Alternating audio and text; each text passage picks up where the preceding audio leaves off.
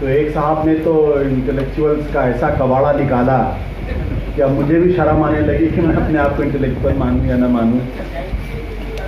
और दूसरी तरफ जावेद साहब ने ऐसी जिम्मेदारी दे दी है कि वो आपको निभानी है।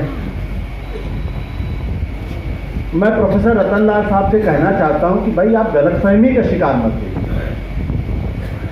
जिनको आप इंटेलेक्चुअल मानते हैं,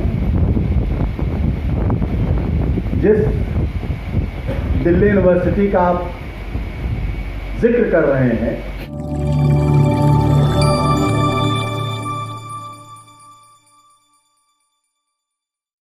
इस न्यूज चैनल पर जो भी वक्ता ने कहा वो उसकी अपनी राय है, जिसकी पुष्टि नेशन न्यूज इंडिया नहीं करता। धन्यवाद। वहां तो पढ़ने लिखने की कोई परंपरा ही नहीं है, ये तो खुद का कन्फेशन है। वहां तो सूचना के आगे सोचना नहीं है। तो अब आप उनसे जो उम्मीद करते हैं कि वो पढ़ने लिखने की बात करेंगे, विश्वविद्यालय के अंदर पढ़ेंगे, प्रोफेसर बनेंगे, वाइस चांसलर बनेंगे, तो आप बहुत नाइंसाफी करते हैं उनके साथ। अगर पढ़ने लिखने वाले होते तो कोई ये थोड़ी कहता कि मैं तो बायोलॉजिकल नहीं हूं।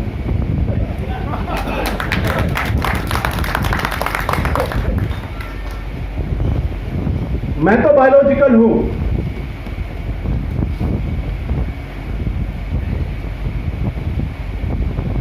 आज के दौर में मुझे लगता है जो बात जावेद भाई ने कही, जो 5 कर्तव्यों का हवाला दिया, वो एक भी चीज उन पर लागू नहीं होती, एक भी चीज। और आज के दौर में अगर कोई मुझसे पूछे कि आज आप एक काम जो करना चाहिए हर हिंदुस्तानी को, वो कौन सा एक काम? मुझे लगता है सिर्फ एक काम है, और वो है संविधान बचाने का। इसके अलावा दूसरा कोई काम है। अगर आपने संविधान की लड़ाई लड़ ली तो आप इस मुल्क को बचा लेंगे, इस समाज को बचा लेंगे, माइनॉरिटी मेजॉरिटी को बचा लेंगे, और आजादी की लड़ाई में जो उसूल खड़े हुए थे उनको बचा लेंगे। यह पूरी की पूरी जद्दोजहद किस लिए है कि हिंदुस्तान का जो संविधान, जो हजारों लाखों की संख्या में जो आजादी की लड़ाई में लोगों ने कुर्बानियां दी, वो न रहे। और ये कौन लोग कर रहे हैं? ये वो लोग कर रहे हैं जिन्होंने आजादी की लड़ाई में अंग्रेजों की दलाली की।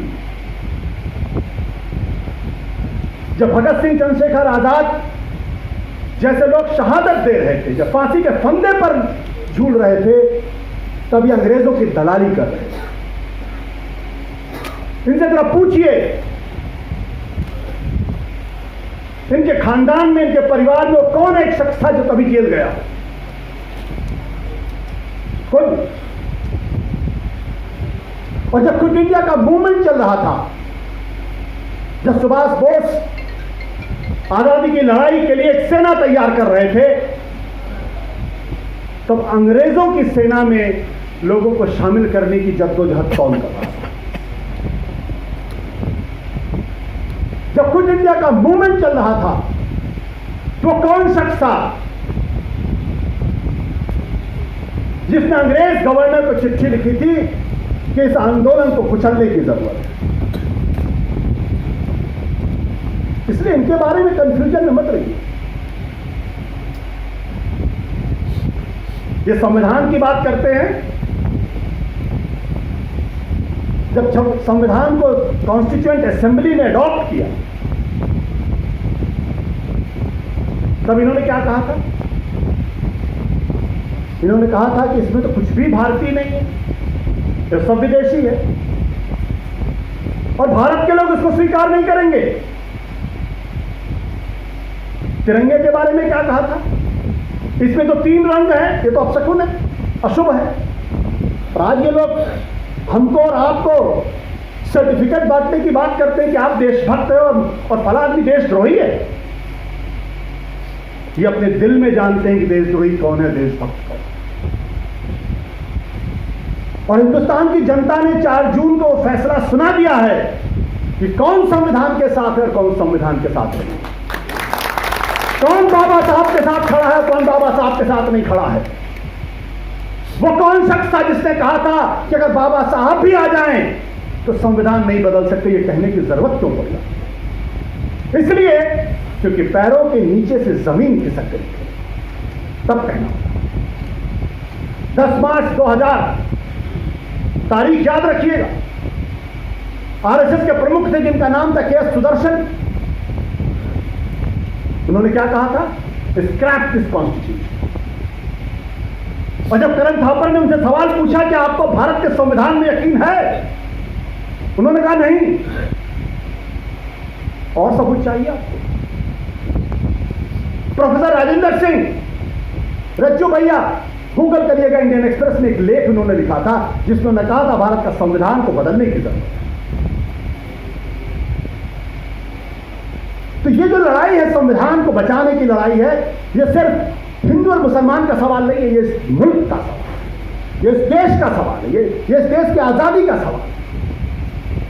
और मैं आपको एक बात और बताना चाहता हूं,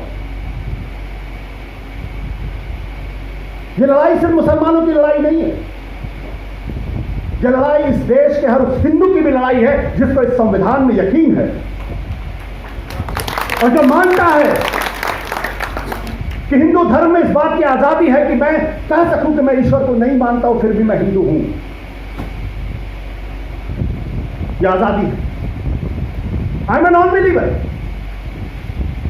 लेकिन यह आजादी मुझे मेरा धर्म, मेरा संविधान, मेरा देश, मेरा मुल्क मुझे यह आजादी देता है, तुम मुझसे नहीं छीन सकते।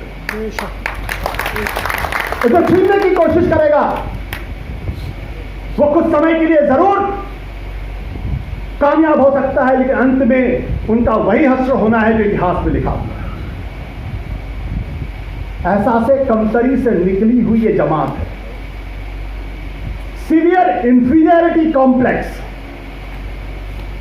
और कुछ नहीं। और एक बात और बताऊं आपको, जब आप इनका इतिहास पढ़ेंगे, जब इनका लिटरेचर पढ़ेंगे, तो आपको इस बात का एहसास होगा ये हिंदू धर्म के भी सगे नहीं है। अगर आप कभी पढ़ें, और मैं चाहूंगा कि आप लोगों को पढ़ना चाहिए 6 glorious parts of Indian history by Savarkar, जिसको कहते हैं और जिन पर एक हिंदू होने के नाते मुझे गर्व है, सत्य, अहिंसा, वसुधैव कुटुंबकम, प्रेम, कृपा, करुणा, उसको कहते हैं ये परवर्टेड वर्च्यूज है। ये परवर्टेड वर्च्यूज है क्योंकि इसी की वजह से हिंदुस्तान हिंदू गुलाम रहा है। ये उसको बदलना चाहते हैं, तो खतरा बहुत गहरा है। और जब ये हिंदू राष्ट्र की बात करते हैं तो बाबा साहब अंबेडकर हिंदू राष्ट्र दोनों एक साथ नहीं चलते, और बाबा साहब अंबेडकर और सरदार पटेल भी एक साथ नहीं चल सकते, क्योंकि बाबा साहब अंबेडकर ने कहा था कि हिंदू राष्ट्र का विचार एक बेहद खतरनाक विचार है, इसको हर हाल में रोकना चाहिए। तो प्रोफेसर रतनलाल जी यहां पे बैठे हुए हैं, अगर मैं गलत कर रहा हूं तो आप मुझे बताइएगा, टोकिएगा मुझे। और बाबा साहब अंबेडकर से प्यार अचानक नहीं उमड़ा है, इस गलतफहमी का शिकार मत रहिएगा। इनका दलितों से कोई लेना देना नहीं, इनका पिछड़ों से कोई लेना देना नहीं है, इनका दलितों से कुछ भी लेना देना नहीं, दूर दूर तक लेना देना नहीं है। अगर आप लोगों को यकीन ना हो कि जब हिंदू कोड बिल लाया जा रहा था बाबा साहब अंबेडकर को लाना चाहते थे, उस वक्त की डिबेट पढ़ लीजिएगा। वो कौन लोग थे जिन्होंने कुत्ते जलाए? वो कौन लोग थे जो बाबा साहब अंबेडकर को गालियां दे रहे थे?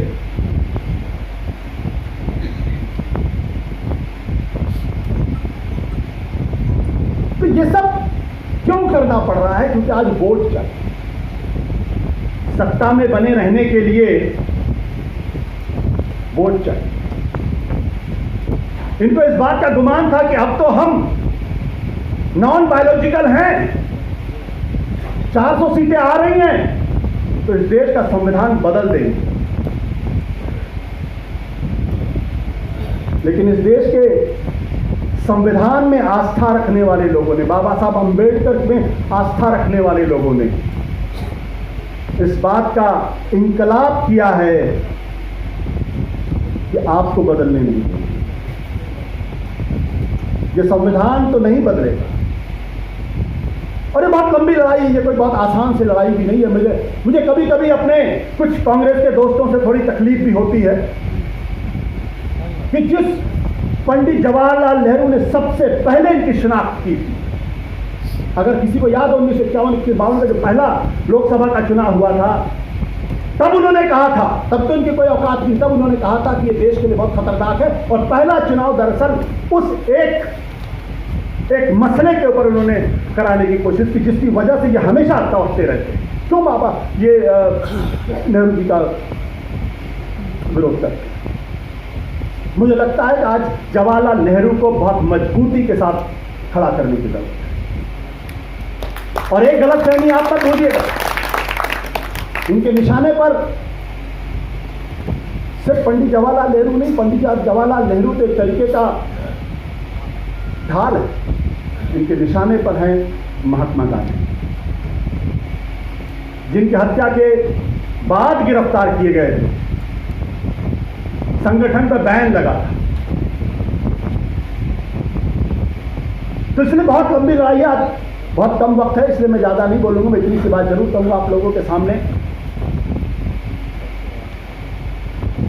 कि बहुत अरसे के बाद एक ऐसा वक्त आया है जब हम सब लोगों को पूरी मजबूती के साथ खड़े होकर कहना पड़ेगा कि या तो हम इनके साथ हैं या इनके खिलाफ, बीच का रास्ता नहीं है, बीच का रास्ता नहीं है। और एक बात मत भूलिएगा, हमारे इस मुल्क के बहुत बड़े बड़े नेताओं ने, बहुत बड़े बड़े इंटेलेक्चुअल्स ने, बहुत बड़े बड़े पत्रकारों ने, बहुत बड़े बड़े इतिहासकारों ने इनको हमेशा अंडर एस्टिमेट किया है। और जब इतिहास में जाएंगे तो हमें ये कहते हुए थोड़ी सी तकलीफ भी होती है, लेकिन कहना चाहिए कि जयप्रकाश नारायण ने अगर ये न कहा होता कि अगर ये फासिस्ट है तो मैं भी फासिस्ट, तो आज इनकी औकात नहीं होती, हैसियत होती है। राम मनोहर लोहिया ने अगर 1963-64 में अगर इन लोगों के साथ मिलकर, दीनदयाल उपाध्याय के साथ मिलकर अगर गठबंधन नहीं किया होता तो कभी भारत की राजनीति के मेन स्ट्रीम में नहीं आ सकते। इसको भी इंट्रोस्पेक्ट करने की जरूरत है, इसको भी समझने की जरूरत है। मैं इनका विरोधी नहीं हूं, लेकिन मुझे लगता है कि एक ऐसे मौके पर इतिहास की उन तमाम धाराओं को, उस अंतर धाराओं को भी समझने की जरूरत है, अपनी गलतियों को पकड़ने की जरूरत है। अगर मैं कहता हूं कि मैं गर्व से कि मैं हिंदू हूं, तो गर्व में हिंदू कहना कोई अपराध नहीं है, कोई सांप्रदायिकता नहीं है। लेकिन अगर मैं किसी दूसरे धर्म के खिलाफ अगर नफरत फैलाता हूं, तो सांप्रदायिकता है। अगर मुसलमान भाई कहता है कि मैं गर्व से मैं मुसलमान हूं, तो ये कोई अपराध नहीं है, कोई सांप्रदायिकता नहीं है। लेकिन अगर आप दूसरों के खिलाफ नफरत फैलाएंगे तो ये अपराध भी है और ये सांप्रदायिकता। और आखिरी बात कहना चाहता हूं, दीनदयाल उपाध्याय रोड पर है ये सड़क, ये बिल्डिंग 1965 में पुणे में उन्होंने एक भाषण दिया था जिसको इंटीग्रल ह्यूमनिज्म कहते हैं। इस देश के हर इंटेलेक्चुअल को पढ़ना चाहिए। मैं खास तौर पे चाहूंगा कि संजय जी, तारिक भाई और जावेद भाई इस पर जरूर पढ़ें। वो किताब 1985 में भारतीय जनता पार्टी ने बाकायदा उसको अपना इंटेलेक्चुअल, वो उसको क्या बोलते हैं, उसको विचारधारा के तौर पर स्वीकार किया। वो भारतीय जनता पार्टी का अपना ऑफिशियल डॉक्यूमेंट है। उस डॉक्यूमेंट में लिखा हुआ है कि भारत को हिंदू राष्ट्र नहीं, धर्म राज्य होना चाहिए। उसमें ऑफिशियली लिखा हुआ है, उसमें ऑफिशियली लिखा हुआ कि भारत का जो संविधान है, ये संविधान भारत की एकता और अखंडता के खिलाफ है। मैं नहीं कह रहा, उसमें ऑफिशियली लिखा हुआ है कि भारत को फेडरल स्ट्रक्चर नहीं होना चाहिए, unitary form of the government होना चाहिए। ये वन स्टेट वन नेशन की जो बात कहते हैं वो दरअसल वही है कि इस देश के अंदर एक नेता हो, एक संसद हो और एक ही पार्टी हो, बाकी किसी का कोई अस्तित्व नहीं होना चाहिए। ये जो धर्म राज्य की बात करते हो, और वो भी क्या कहते हैं धर्म राज्य में, मैं चाहूंगा कि आप सब लोग उसको पढ़ें। वो क्या कहते हैं, धर्म राज्य में क्या है, संसद सुप्रीम नहीं होगी, मेजॉरिटी सुप्रीम नहीं होगी, आम जनता सुप्रीम नहीं होगी, सुप्रीम होगा धर्म। क्या हमको आपको ये मंजूर है? इसका मतलब क्या है कि जो मौजूदा संसदीय व्यवस्था है उसको उठा के फेंक दीजिए और वैसी व्यवस्था ला दिए जहां कुछ धर्म गुरुओं को इकट्ठा कर लीजिए, वो तय करेंगे कि कौन धर्म के विरुद्ध है, कौन धर्म के अनुरूप है। लेकिन मैं एक बात और आपसे कहना चाहता हूं कि धर्म में कोई बुराई नहीं है। बुराई है जो तमाम लोग खड़े हो जाते हैं धर्म के सौदागर, धंधा करने वाले लोग, दरअसल दिक्कत उनकी वजह से। इसलिए ज्यादा वक्त न लेते हुए